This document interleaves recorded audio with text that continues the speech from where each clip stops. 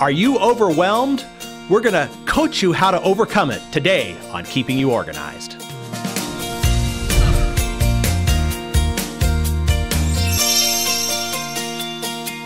Today on Keeping You Organized, we are going to take a little bit different look at organizing from a coach's perspective. We'll get into how that's going to work today with our guest, who is Andrea Sharb from SOS Sharb Organizing Solutions.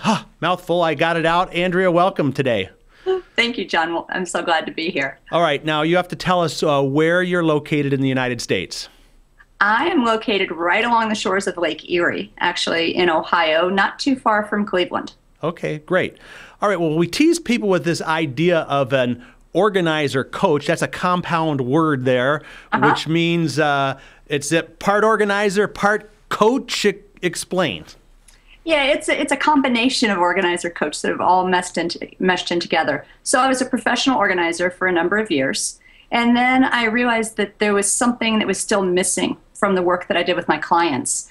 And what was missing is that I would leave, we'd finish a session and they'd talk about what they wanted to accomplish, and I would come back and they hadn't accomplished it. And it became a situation where I said, oh, that's okay. Things are fine. We'll work on that more today. So I was never really empowering my clients. And when I brought coaching in, I was able to begin to empower them to get things done on their own.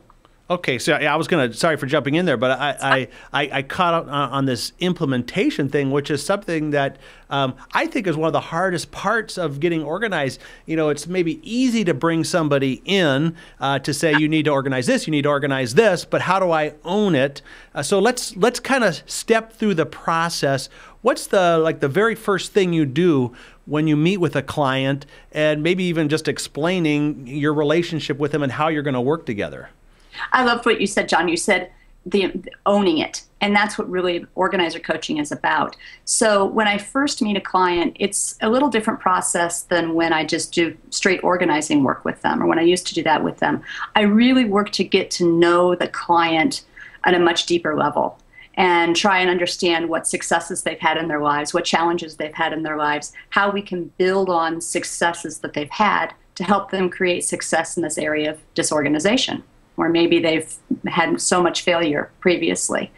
And, you know, working with them to try and figure out what their true goals are, maybe not just on the level of, I really want to make sure that all my files are nice in my file cabinets, but what else is behind that?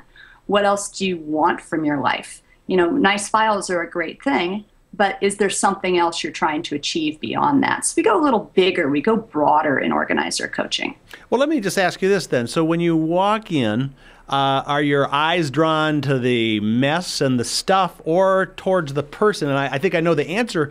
I know it's a combination too, but is that what you're trying to kind of get more into the personality and their challenges versus, you know, I've got this pile over here that I need to deal with? Yeah, I think it is a lot more focused on the individual, on the person that you're working with. You know, I like to tell my clients that these piles, this clutter that you see is really a manifestation of what's going on in your head. So if you're not sure about what you want to do next in your life, if you're not sure how you know, what your next steps are going to be, a lot of times it's going to manifest in these piles. So I try to better understand what's really happening with them, and then we try and relate it to the piles. So, you know, your goal is to have a different type of life. How does keeping the stuff in this pile help you get to that different type of life you're seeking? Well, let's, without revealing identities, let's kind of put a story of a client behind this so we can maybe paint a picture a little bit more of this.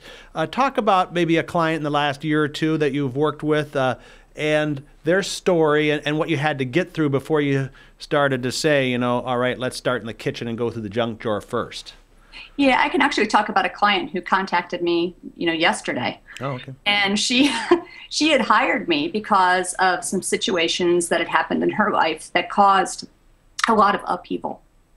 And she had had to move on the spur of the moment to a different place. She had had to close up her business. She had had to make a lot of significant changes. And she contacted me because she really wanted some assistance with getting through boxes in her home and, clearing out the clutter, which was making her a little nuts. And so I went and I met with her, and she was open to the organizer coaching. So we talked about that a little bit and how that could support her, but still not fully understanding it. She really wanted to dig into those boxes. So I went ahead. I know that she has the answers within her, so we ran with that and we dug into the boxes. But as we went through the boxes, we were exploring questions. Okay, you're trying to decide whether or not to keep this or to let this go. What are you envisioning for your next phase of your life?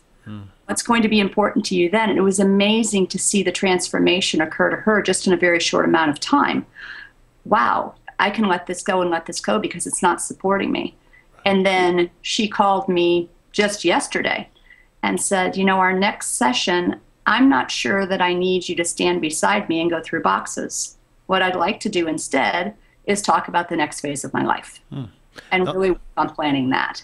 Now, so is that pretty typical of a kind of relationship? And maybe just in a general sense, like how many sessions would you spend with somebody maybe before you went through a box? I mean, obviously in that one you did a little bit, and then she realized that, no, we need to talk a little bit more. You don't go years or whatever, but I mean, how do you kind of know when the point is that you're ready to move to actual, tactical organizing?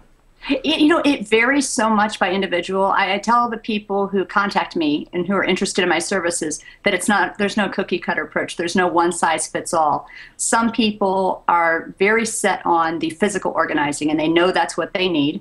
And we start there and we transition into the coaching. Some people call me primarily for the coaching, and we work on the coaching. And then as we do that coaching, they say, I think that we could really work on some things in my basement. And, I can see how this would relate to and help me move through some boxes and such. So it's so different for every person. And I look back over the years and I can't identify any two situations that would really be the same. Now, when you coach, are there some exercises maybe that you use, or is it a series of questions, discussions? I mean, what would be a way that might be described? Yeah, coaching is primarily, I guess if you had to sum up, it's really about listening and listening for individuals' perspectives and helping them see that there are other perspectives available to them, and then helping them figure out what could be done so that they might be able to embrace one of those other perspectives, try it on, see if it works for them in order to help them move forward with something. Yeah, okay, well, let me follow up with that then. Is to become an organizer coach, is this something that you have to take special training for? How did you learn it? Was that in your background? Were you a psychologist beforehand, or how did you get into it? No, I was actually a CPA. Okay. I was a CPA and then a stay-at-home mom and a volunteer. Actually, a friend of mine who did some mentoring work for me introduced me to the world of coaching. And when I went ahead and started to explore it a little bit, I found there was a group called the Coach Approach for Organizers.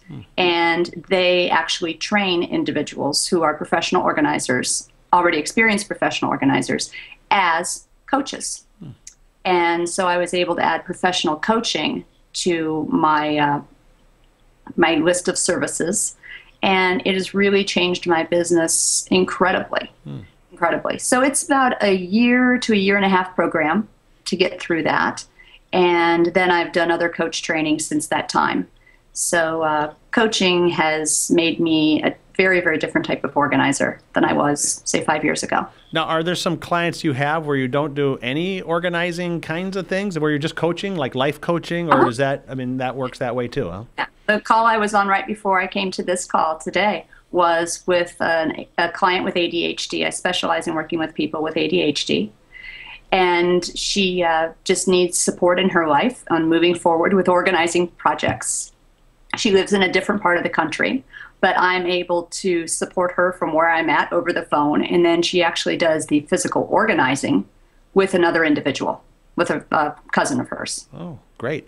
Well, listen, when we first teased the show here, we talked about overwhelm and how we were going to coach people through it, but we're going to take a quick little break right now. And when we come back, let's dig into that. Let's dig into what is overwhelm and how do we overcome it with coaching. So we are with Andrea Sharb from SOS Sharb Organizing Solutions, and we'll be right back. With the size of office and desk space shrinking, it's time to get creative when organizing. Introducing the Cascading Wall Organizer by Smead. The Cascading Wall Organizer saves desk space by utilizing often overlooked wall space. The 6 cascading pockets are removable to make viewing and accessing documents easy, while the elastic cord closure allows for security when transporting your files. With each pocket being able to hold 25 sheets of paper, that makes for a whole lot of storage right on your wall or door. No desktop space required. The clear front pocket is perfect for storing a calendar or small items that need to be accessed daily. This organizer is made from acid-free poly material, which makes it tear-proof and water-resistant. The Cascading Wall Organizer from Smead, keeping you organized.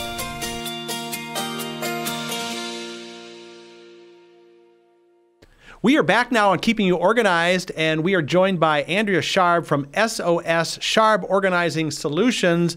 And we found out, Andrea, that you are an organizer coach. We're using the compound word, and so you help people with organizing, but you also use an approach that's a little bit different than the typical organizer.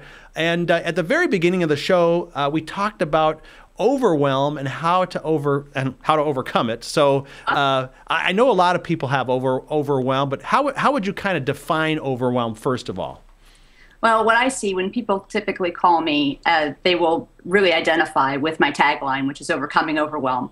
And they'll say, I'm one of those people, I'm totally overwhelmed. What can you do to help? And what we do first is what's showing up for them, how it's showing up for them is what I call like spinning brain syndrome. You see, I've just got so many things to do and it's all in my head and I have lists all over the place and I'm not accomplishing what I want to accomplish in my life and stuff is piling up. That's what overwhelm tends to look like. And, go ahead. Oh, well, I was going to say, what popped into my mind as I think about overwhelm too is overcommitment. Do you find that in general as a society we've got way too many things we're committed to do and that kind of causes it? Yeah, it's not just about the stuff that's in your life. It's about how many things you've told people you're going to do, and it's about not setting boundaries, and it's about, just failing to say no when it's something that would really serve you better. Well, let's dig into how we overcome it. That's your cell line, so we need you to deliver now. I'm overwhelmed. I come to you. What are some of the steps that we take to kind of overcome overwhelm? Well, one of the first things we do, because we are coaching you through this, is we're going to get a good feel of where you're at now and how your overwhelm is showing up for you, because overwhelm shows up for different people in different ways. So once we have a good feel for what you're really experiencing, then we'll move into building your awareness around that overwhelm and how it shows up. Because oftentimes we're overwhelmed because, going back to your idea about the commitments, we keep saying yes to things. People ask us to head up the brownie troop bake sale, and people ask us to take on another project at work, and people ask us to do this and that. And a lot of us are people pleasers. So we want to, sure, I can help you. I can make a difference. Sure, I can do that. But they're not stopping to think about, wait a minute, what else do I have on? What else do I have going on? So we're going to build awareness for you. How does this show up for you? What does it look like?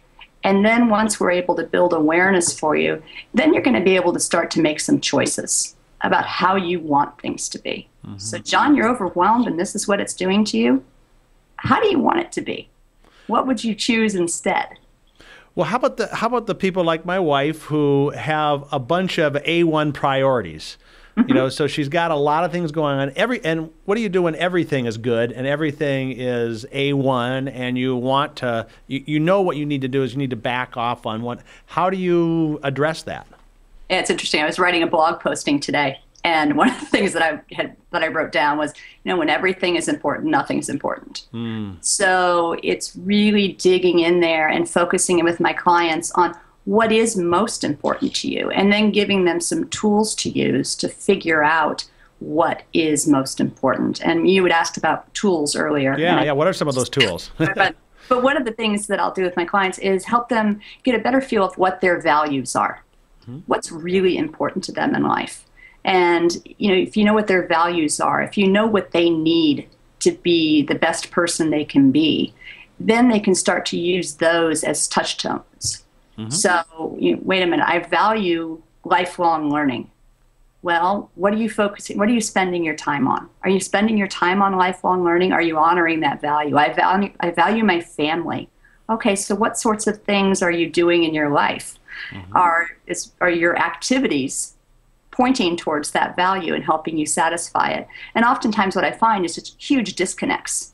So people can really get solid on what their values are, but then when they look at all the different things that are going on and keeping them busy and causing them to be overwhelmed, they find that, I feel overwhelmed because I'm not doing anything to honor what's really important to me. Well, do you have people, I know some programs say, write a mission statement or a vision statement or, one or the other, and I know there's a lot of different definitions of what those are. Right. And then once you write that, then you break it down. Do you ultimately break it down into an action plan, or how do you work vision statements or mission statements into the mix? It depends upon the client. So some clients, because of their backgrounds, are very geared towards that. So for you, those terms came to you very quickly. I'll create a vision statement. For other people, it's not going to be so much. So we'll figure out something that works for them, whatever they can identify with. It might be, a mantra that helps support them so that they can always stay in tune with, wait a minute, I value my family. So they are constantly saying throughout the day, the family is first for me. Family is first. And when they're presented with a choice to make that might impact that their time with their family and such, they are able to say, wait a minute, family is first. Create that pause before they actually make the decision. Well, everybody likes success stories, so let's think about one of your clients. Tell us about the beginning, how overwhelmed they were, maybe what the breakthrough moment was, and a couple of the things they did in order to break through, and then how the story ended, because we all like happy endings. Okay. So when you asked about success story, the one that comes to mind first for me is a woman I worked with over a period of probably 18 months. And she was actually, she had a lot of hoarding tendencies. And she was filled, her home was filled. There was a pod beside her home that was also filled. And she needed to move. She was going to move in with one of her children out of state. And for her, she had hoarded these things for so long that, the stuff in her house was up to the ceiling. So when I went in, she wasn't that interested in coaching. She really just wanted help getting this stuff out. And as we worked together over the course of many, many months, it was coaching that helped her clear the hurdles. So coaching that helped her really look at all of the papers that she had accumulated and the thousands of books that she had accumulated. And the coaching helped her envision the next life that she wanted for herself, so we could work towards that. So how is keeping this book going to help you have that life, that less cluttered life that you're going to have when living with your child? And it was an absolutely amazing process. We were able to reduce everything in the house to the point where she just had one pod left, and that was it. And that's what she used to move in with her child. So what was the time frame on that from start to finish? For that, it was about 18 months. 18 months. Wow. 18 months, but it was an entire house. So I'll work with some people for 3 to 6 months. I'll work with other people over the course of a number of years, just depending upon the type of support they need. Great. Well, listen, we're just about out of time. I want to give you the opportunity to just tell people a little bit about your practice. You're a certified professional organizer, and you do some virtual, some local. Tell us all about you and how to get a hold of you. Okay. So with SOS Sharp Organizing Solutions, I do work with people virtually. I also work with people over the phone. I work with people on site. And I am a CPO, as you said, as a certified professional organizer, but I've also gotten a CPOCD through the Institute for Challenging Disorganization, and that's a certified professional organizer in chronic disorganization. Mm-hmm. And I've also been certified through the International Coach Federation as what they call an ACC. And finally, a certification through the Coach Approach for Organizers group, which is a COC, a Certified Organizer Coach. So I, love working with people who feel like they've tried everything else and they haven't been successful. I'll go into a lot of people's homes or work with a lot of people who said, I've had an organizer come and we moved all my stuff around, but I'm right back where I was. So we work on really changing their habits. We work on really changing their mindset and work on helping them create a different way of being. Okay, so the website is SOSSharborganizingsolutions.com. Yes. Right. Okay. And we will also link to that in our show notes. So if people either are driving and didn't quite get that, they can check out our podcast page and get the contact information for you. So, well, Andrea, it was great speaking with you. The time went by really fast, and it was enjoyable to find out a little bit about a different approach, a coaching approach. And I think that's something that might be the thing that a lot of people are looking for. Great. John, it was wonderful to be here. Thanks for the opportunity. All right. So it's Andrea Scharb from SOSSharborganizingsolutions.com today on Keeping You Organized.